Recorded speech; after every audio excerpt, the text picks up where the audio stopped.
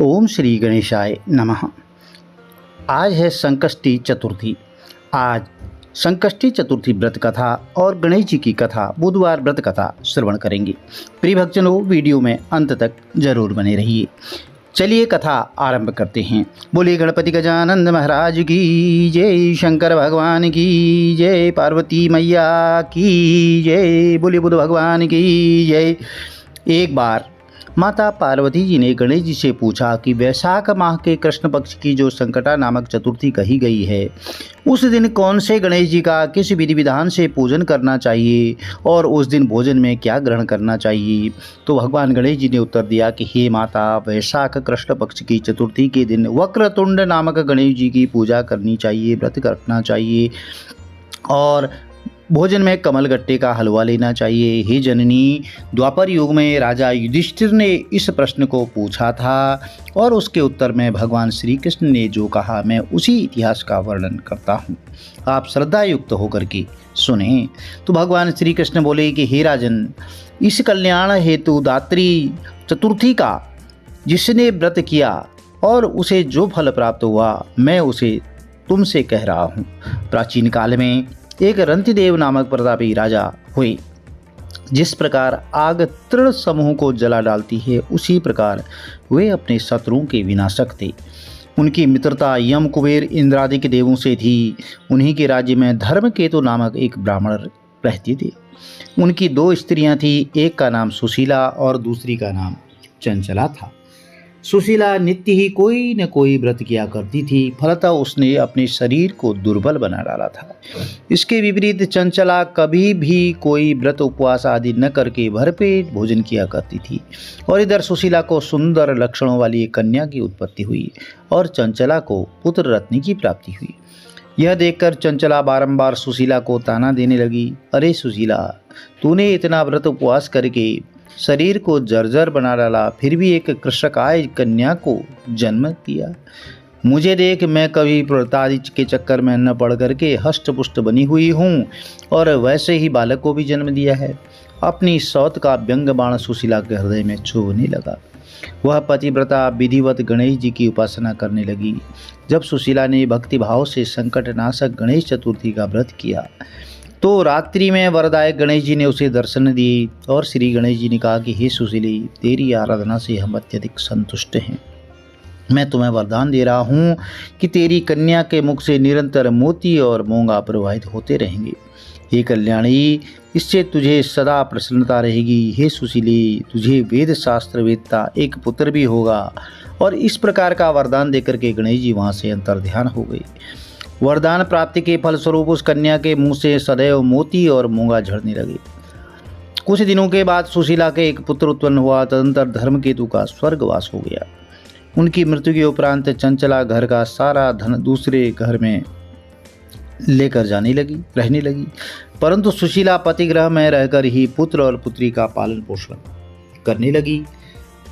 अपनी कन्या के मुंह से मोती मूंगा गिरने के फलस्वरूप सुशीला के पास अल्प समय में ही बहुत सारा धन एकत्रित हो गया। इस कारण चंचला उससे ईर्ष्या करने लगी।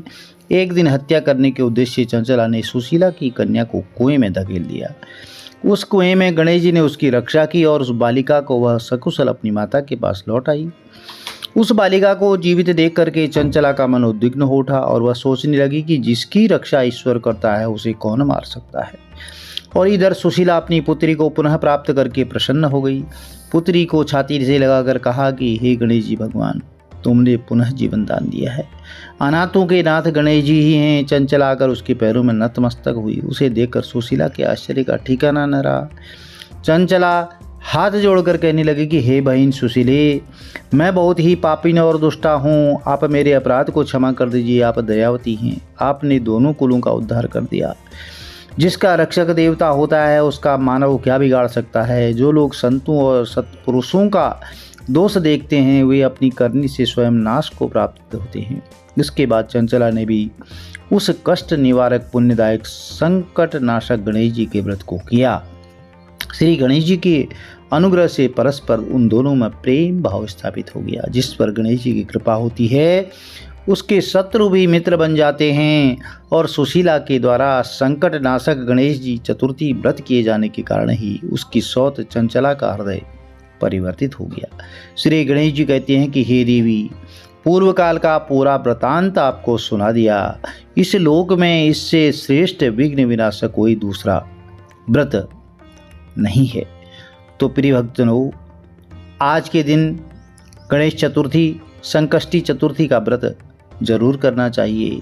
इससे सुख, समृद्धि, वैभव, धन धान्य और ऐश्वर्य की प्राप्ति होती है।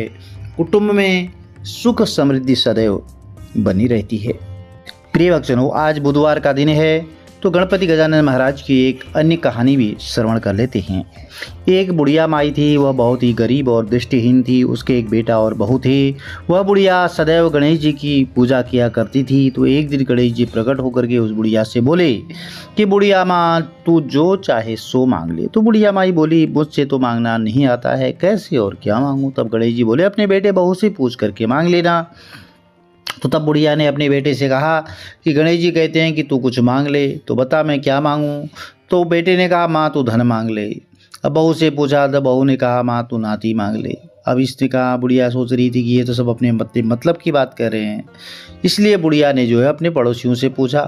तो उन्होंने कहा, बुढ़िया तू तो थोड़े दिन ही जिएगी, क्यों धन मांगे, क्यों नाती मांगे, तू तो अपनी आंखों की रोशनी मांग ले, जिससे तेरी जिंदगी आराम से कट जाए। तो इस पर बुढ़िया बोली, हे गणेश जी महाराज, यदि आप प्रसन्न हैं तो मुझे 9 करोड़ की माया दें, निरोगी काया दें, अमर सुहाग दें, आंखों की रोशनी दें, नाती दें, पोता दें, सब परिवार को सुख दें, समृद्धि दें और अंत में मोक्ष दें। अब यह सुन करके जब गणेश जी बोले, बुढ़िया माँ तुमने तो हमें ठग सा लिया, फिर भी जो तुमने मांगा है वचन के अनुसार तुम्हें सब मिलेगा। और यह कहकर गणेश जी अंतर्ध्यान हो गई। तो बुढ़िया माँ ने जो कुछ मांगा वह सब मिल गया। हे गणेश जी महाराज, जैसे तुमने उस बुढ़िया माँ को सब कुछ दिया वैसे ही सबको देना। कहानी कहने, सुनने, हुंकारा भरने वालों को देना।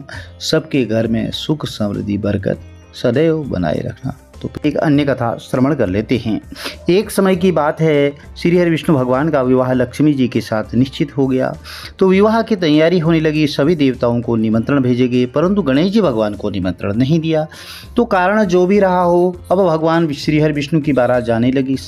तो सभी देवता अपनी पत्नियों के साथ विवाह समारोह में आए और उन सब ने देखा कि गणेश जी कहीं भी नहीं दिखाई दे रहे हैं। तब वे आपस में चर्चा करने लगे कि गणेश जी को न्योता नहीं दिया कहीं, या स्वयं गणेश जी आए ही नहीं। तो सभी इस बात पर आश्चर्य होने लगा सभी को। तो तभी सबने विचार किया कि श्री विष्णु भगवान से इसका कारण पूछा जाए। तो विष्णु भगवान से पूछने पर उन्होंने कहा कि हमने तो गणेश जी के पिता भोलेनाथ महादेव को न्योता भेजा है। यदि गणेश जी अपने पिता के साथ आना चाहते तो आ सकते, और अलग से न्योता देने की उन्हें कोई आवश्यकता भी नहीं थी। दूसरी बात यह है कि उनको 1.25 मन मूंग, 1.25 मन चावल, 1.25 मन घी और 1.25 मन लड्डू का मोदक दिन भर में चाहिए। यदि गणेश जी नहीं आएंगे तो कोई बात नहीं, दूसरे के घर का जाकर इतना सारा खाना पीना अच्छा भी नहीं लगता। तो इतनी वार्ता कर ही रहे थे कि किसी ने सुझाव दिया कि यदि गणेश जी आ भी जाएं तो उनको द्वारपाल बना करके बैठा देंगे, और आप घर की याद रखना, और आप तो चूहे पर बैठ करके धीरे धीरे चलोगे तो बारात तो बहुत पीछे रह जाओगे। और यह सुझाव भी सबको पसंद आ गया। तो भगवान श्री हरि विष्णु ने भी अपनी सहमति दे दी। अब होना क्या था, इतने में गणेश जी वहाँ आ पहुँचे और उन्हें समझा बुझाकर घर की रखवाली करने बैठा दिया। और बारात चल दी। तब नारद जी ने देखा कि गणेश जी तो दरवाजे पर ही बैठे हुए हैं। तो वे गणेश जी के पास गए और रुकने का कारण पूछा। तो गणेश जी कहने लगे कि भगवान श्री हरि विष्णु ने मेरा बहुत बड़ा अपमान किया है। तो नारद जी ने कहा कि आप अपनी मूषक सेना को आगे भेज दें और वह रास्ता खोद देगी, जिससे उनके वाहन धरती में धंस जाएंगे, तब आपको सम्मानपूर्वक बुलाना पड़ेगा। अब तो गणेश जी ने अपनी मूषक सेना जल्दी से आगे भेज दी और सेना ने जमीन पोली कर दी। जब बारात वहाँ से निकली तो रथों के पहिए धरती में धंस गए। लाख कोशिश करने के बाद भी पहिए बाहर नहीं आए। सभी ने अपने अपने उपाय किए, परंतु पहिए तो नहीं निकले, लेकिन जगह जगह से टूट गए। अब किसी की समझ में नहीं आ रहा था कि अब क्या किया जाए। तो तब नारद जी ने कहा, आप लोगों ने गणेश जी का अपमान करके अच्छा नहीं किया है।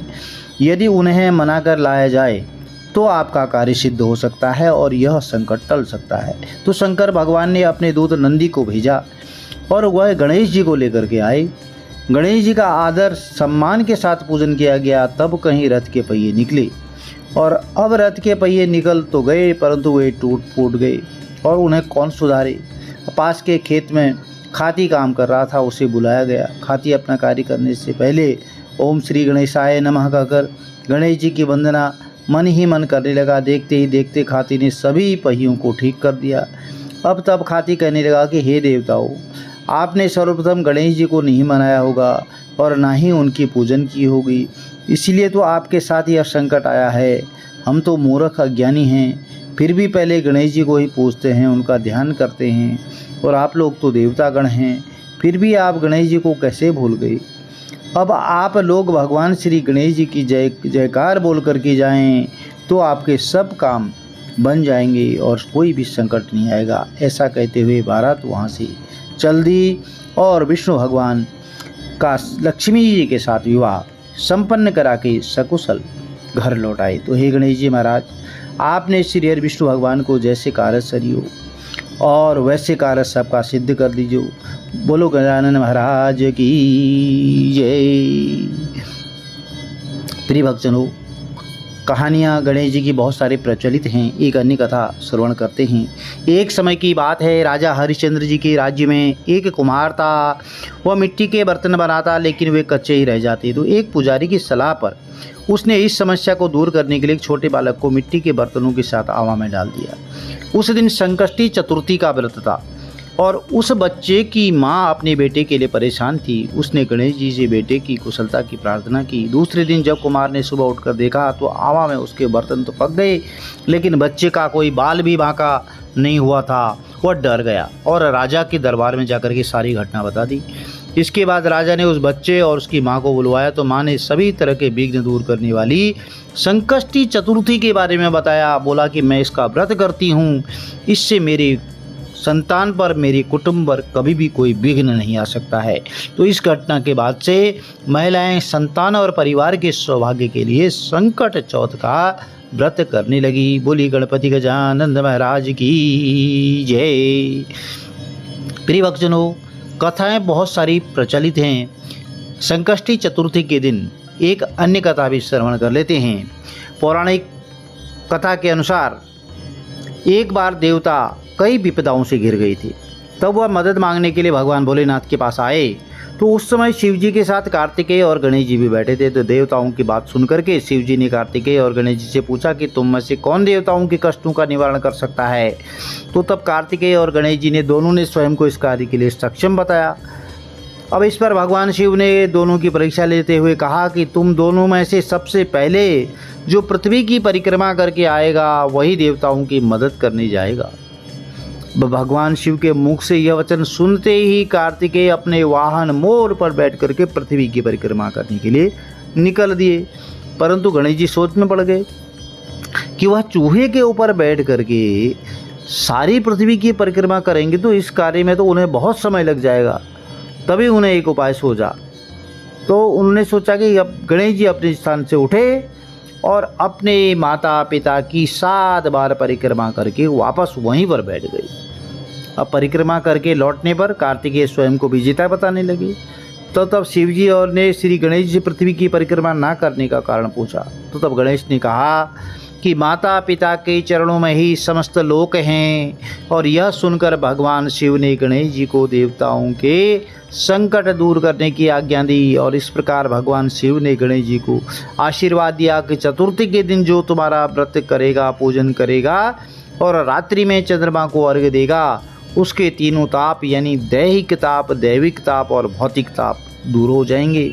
और इस व्रत को करने से व्रतधारी के सभी तरह के दुख, कष्ट, क्लेश दूर होंगे और उसके जीवन में सुख, समृद्धि और भौतिक सुखों की प्राप्ति होगी। चारों तरफ से मनुष्य की सुख समृद्धि बढ़ेगी। पुत्र पौत्र आदि धन ऐश्वर्य की कभी भी कमी नहीं रहेगी। बोलिए गणपति गजानन महाराज की जय। तो प्रिय भक्तजनों, यह छोटी छोटी सी कथाएं हैं और आज के दिन यह कथाएं श्रवण करते हैं तो मनोकामनाएं अवश्य पूर्ण होती हैं। गणेश चतुर्थी के दिन एक अन्य पौराणिक कथा भी श्रवण करते हैं। एक बार भगवान शिव और माता पार्वती नर्मदा नदी के किनारे पर बैठे थे। वहाँ माता पार्वती ने भगवान शिव से समय व्यतीत करने के लिए चौपड़ खेलने को कहा।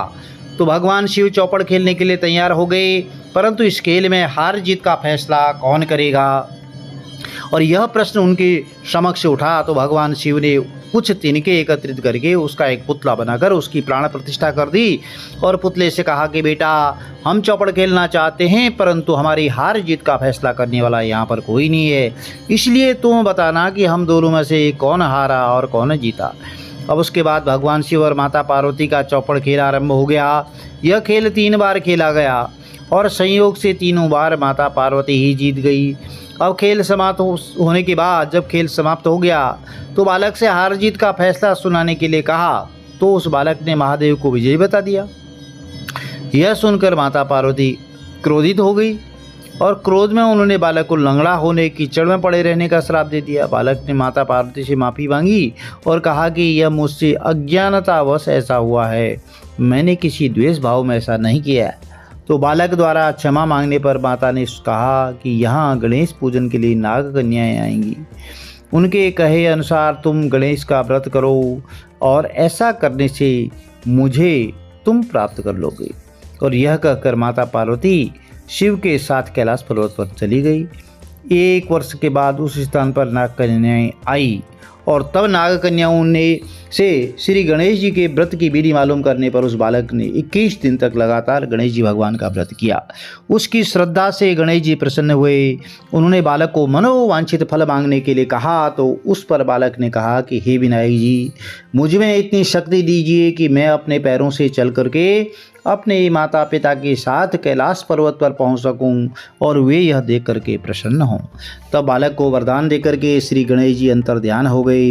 इसके बाद वह बालक कैलाश पर्वत पर पहुंच गया और कैलाश पर्वत पर पहुंचने की अपनी कथा उसने भगवान शिव को सुनाई। चौपड़ वाले दिन से माता पार्वती शिव जी से विमुख हो गई थी, इसलिए देवी के रुष्ट होने पर भगवान शिव ने बालक के बताए अनुसार 21 दिनों तक व्रत और गणेश जी का पूजन किया। इस व्रत के प्रभाव से माता पार्वती के मन में भगवान शिव के प्रति जो नाराजगी थी वह समाप्त हो गई।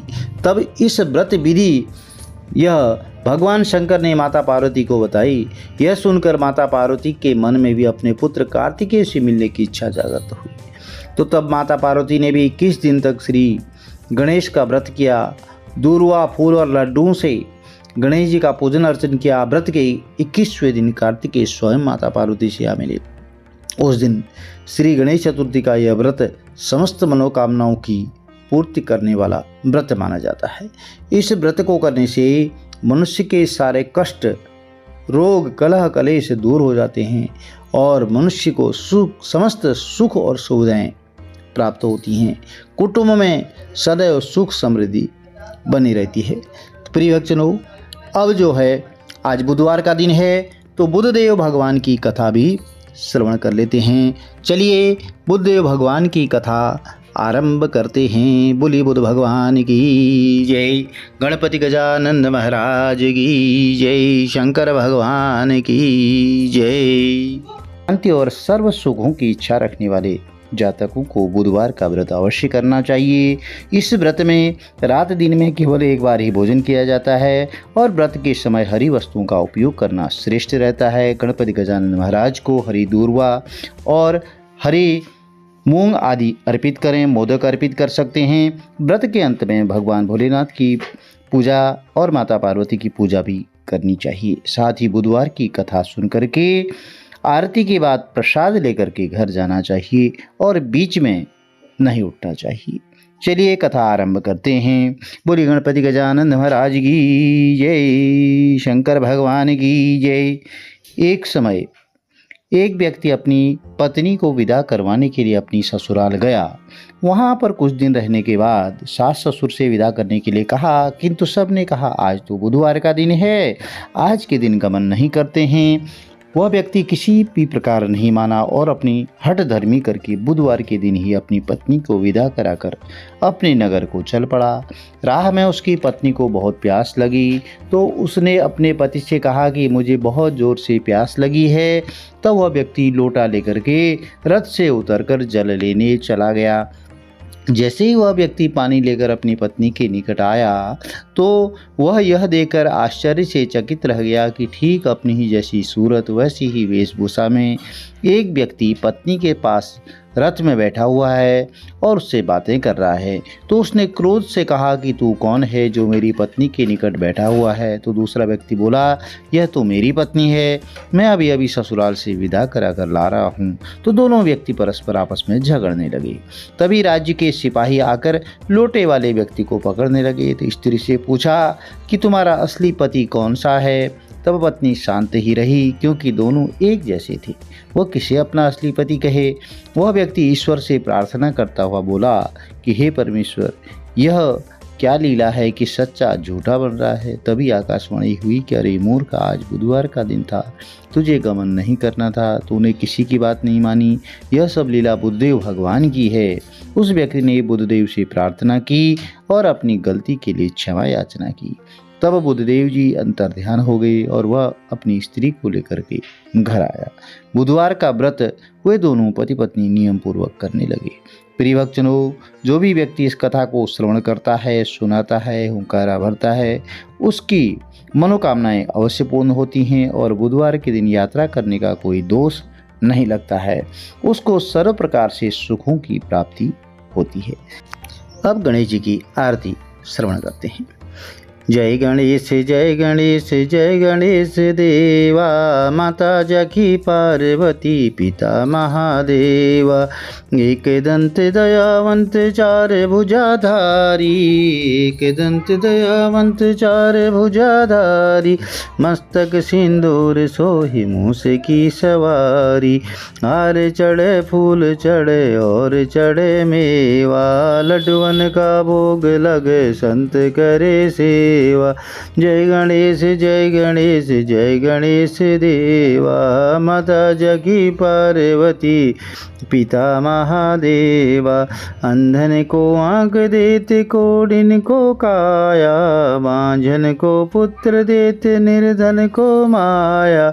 सूर्य श्याम शरण आई, सफल कीजिए सेवा, माता जगी पार्वती पिता महादेवा। जय गणेश जय गणेश जय गणेश देवा, माता जगी पार्वती पिता महादेवा। दीनन की लाज रखो शंभु सुतवारी, दीनन की लाज रखो शंभु सुतवारी। कामना को पूर्ण करो जग बलिहारी। जय गणेश जय गणेश जय गणेश देवा, माता जगी पार्वती पिता महादेवा, माता जगी पार्वती पिता महादेवा। जय गणेश जय गणेश जय गणेश देवा, माता जगी पार्वती पिता महादेव।